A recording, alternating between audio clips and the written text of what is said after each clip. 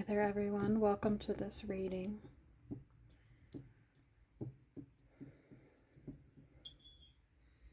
Let's just take a few deep breaths to tune into the energy,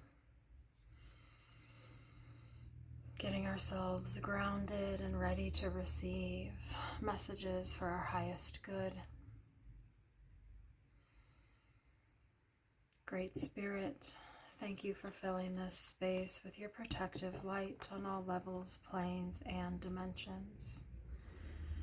Thank you for allowing me to be an instrument of healing energy of the highest light, resonance, and accuracy. And thank you for allowing those who need this message to receive it with grace, ease, clarity, and direction. And so it is.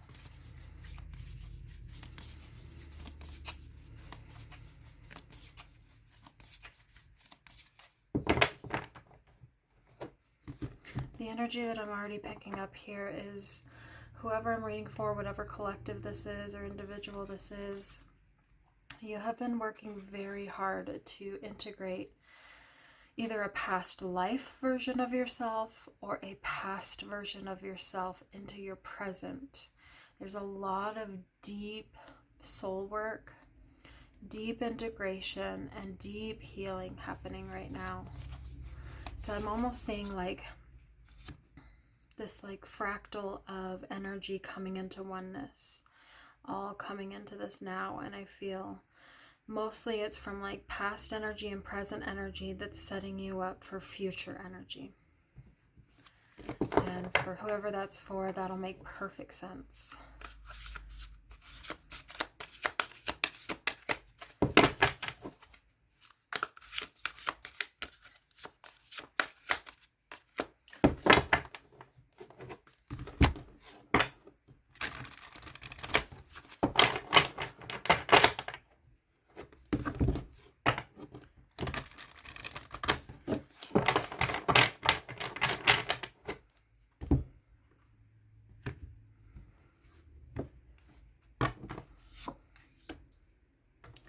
So we start with the Tower card. So when the Tower comes up, it is a shake shit up kind of card. It is the necessary destruction of familiar foundations, ways of being that need to go. So you may feel a little ungrounded or a little fragmented right now. But this is the voice of the divine, the vibration of the voice of the divine, shaking things up in your life, saying, hey, these are the things that we need to let go of because you're about to step into a new foundation that you're building for yourself. The Tower card is not supposed to be fun or comfortable all the time, but it's definitely necessary when we're going through such a profound awakening process. It's like shaking a tree to let the rotten fruit fall away. And what remains is vital. It is life-giving and life-affirming. So whatever's getting shaken up right now, let it happen while you continue to do your best to try to anchor into your own grounding in your life right now.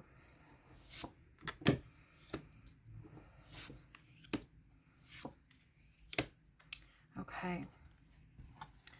So with the Ten of Cups, this is your challenge. This is the whole reason why it's happening is justice, and the outcome is the world. So the Ten of Cups, your challenge here is to try to find the celebration and the joy in the unbecoming. To allow your spirit to be unburdened by the heaviness of whatever's crumbling away, that it's possible to find inspiration, happiness, joy in what is falling away. Okay. I feel like a big part of this lesson and the soul integration is learning to allow yourself to be happy, that you can be happy, that you are allowed to be happy regardless of the external circumstances going on. Okay. So maybe part of this is focusing on old timelines collapsing in the world around you and feeling dismayed by that. And your challenge here is to not allow the outside noises and energies to take you out of your mission. And you, as a powerful being, you are like this battery of energy. And whatever you allow to filter through you, that's what you're putting out into the world. So the Tower says, get grounded while everything else is getting shooken up, so that you can radiate the right frequency and the right energy for the new foundation that you're creating for yourself. I'm also feeling here that this message can also be for those who are deeply empathic, and you are acting as a filter for the world right now. And sometimes some of us empaths, we end up feeling things that aren't ours, or we don't know where it came from. And to just allow that energy to move through you. So if it's grief, to let it move through you. If it's rage, move through you in a healthy way.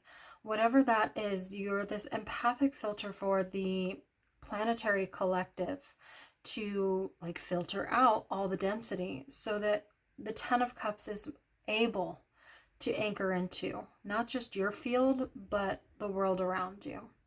And the past life connection, or the past version connection, is I'm feeling that maybe a past life you were very plugged in and very in tune to the energies around you and what was happening. And perhaps what's going on the world stage is very similar to that past age that you lived in, you know, whether it was Atlantean or Lemurian or Egyptian, or what have you. There is some sort of correlation and connection with that.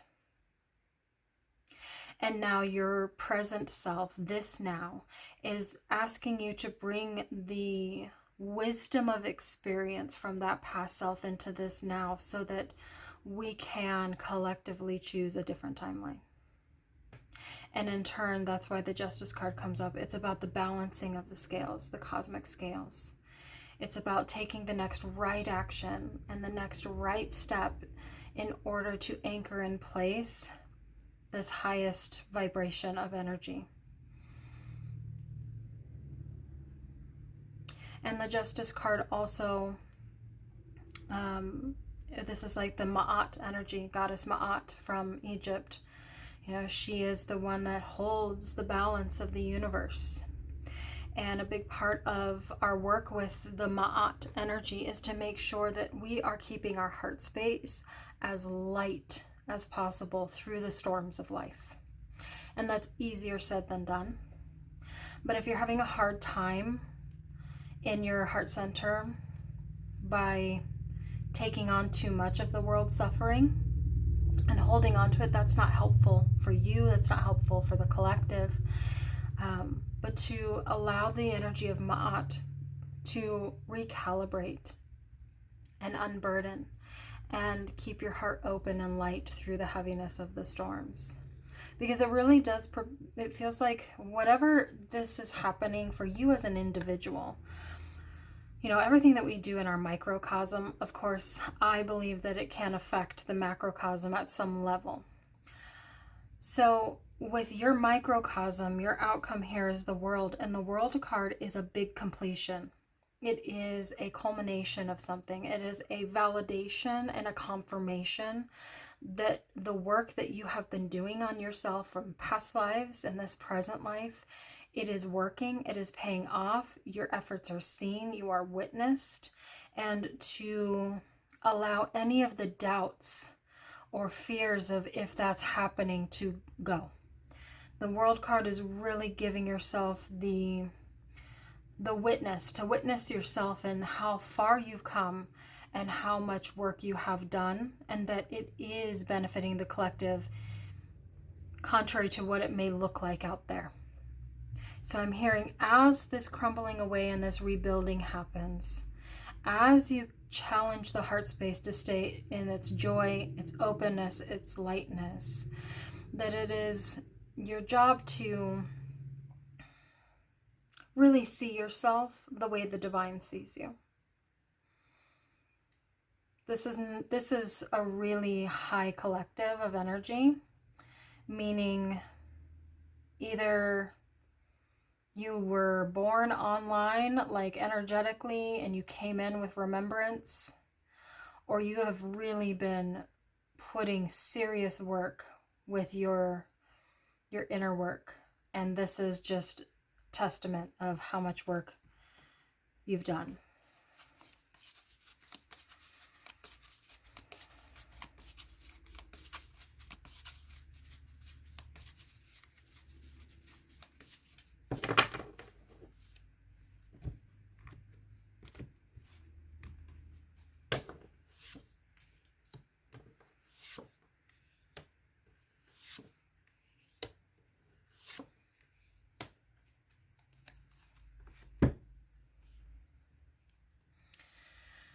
So as you move forward, this is very appropriate for the Ten of Ankhs, which is similar to the Ten of Swords. The Ten of Ankhs is allowing what needs to be put to rest, what needs to end, let it. You know, stop digging up old. Stop going back to the old. Stop going back to the old ways expecting something new. That's done. The Page of Ankhs is saying it's time to take your journey in a new direction of learning that is more life-giving, more inspirational, and more supportive. And if you have to go it alone for a minute, know that you're not alone in the collective and that you will find your people. But I am feeling that as you move forward, you may feel some level of aloneness or isolation, and that's okay. There are many of us that have experienced that in many phases of our spiritual evolution. So the Knight of Ankhs is asking you to take charge, to really hold strong to your vision, even if it doesn't make sense to others, even if it breaks the norm of maybe your family or your friend group or whatever it is. The Knight of Ankhs is really about holding strong to that vision and not allowing yourself to get distracted or playing small. Sometimes the Page of Ankhs can be influenced by other people's thoughts and opinions, even though they have their own, but they're afraid to embody it.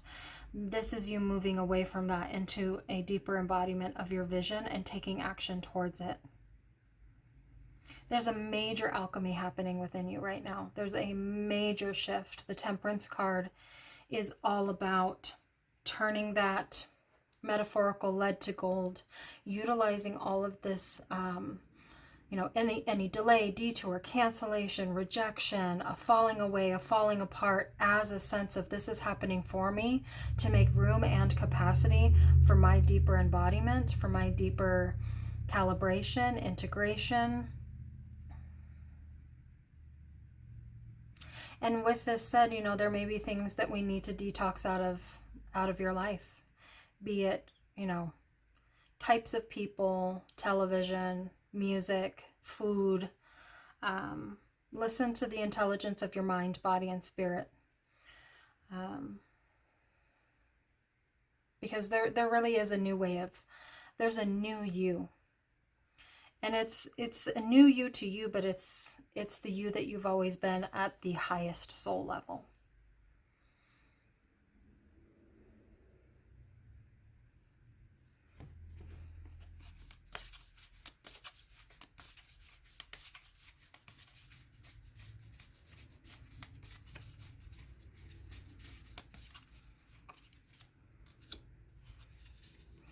And we have the Ten of Cups again. And the Page of Cups. One more. And the Knight of Cups. Lots of cups here. So you see how we move from swords into cups. So we move we're going through some sort of like mental body transmutation and choosing through our quantum field the reality and the foundation that we're building for ourselves. And then as we move through that, we move into actually becoming the energy of the Ten of Cups. to have that sense of happiness, fulfillment. And this can also represent family, soul family, people coming together in celebration of like-mindedness and like-heartedness. And the Page of Cups is asking you to stay curious about how your gifts are coming online in new ways. So if you are an empath, or if you are one who is actively working their spiritual abilities, be curious about how those gifts are changing and evolving as you evolve, because when we go through this temperance process, it's only natural for that to happen. And so the long-term outcome of what we're moving towards is the Knight of Cups. And I see this card as the journey of love. This is the journey of the highest form of love for yourself, for your soul, and for the collective. So as you show up more deeply for yourself, and you become that unburdened filter as much as possible with that Ma'at energy, you are really becoming the example of what it looks like to be a higher frequency of love. That you show that your journey is love, that is the purpose. So purpose doesn't always have to be, I'm going to be a doctor when I grow up, or I'm going to be a teacher when I grow up. Sometimes purpose can be, I am joy, I am love, I am freedom of self-expression, whatever this is. This is about the journey of love. Love for yourself and all the ups and downs and all of that. And showing the world what it looks like to be that full expression. So this is massive work for whoever I'm reading for. Keep going. Keep doing your spirit work. If you are connected with the Atlantean energy, the Lemurian energy, the Egyptian energy, this is really for people who are deeply connected to those ancient civilizations. So if you'd like a private reading, I will leave the information in the link below, or excuse me, the description below. Please please subscribe. The channel is still a baby and it's still growing, so any support I'm very grateful for. Be well, be blessed, and I will talk to you soon.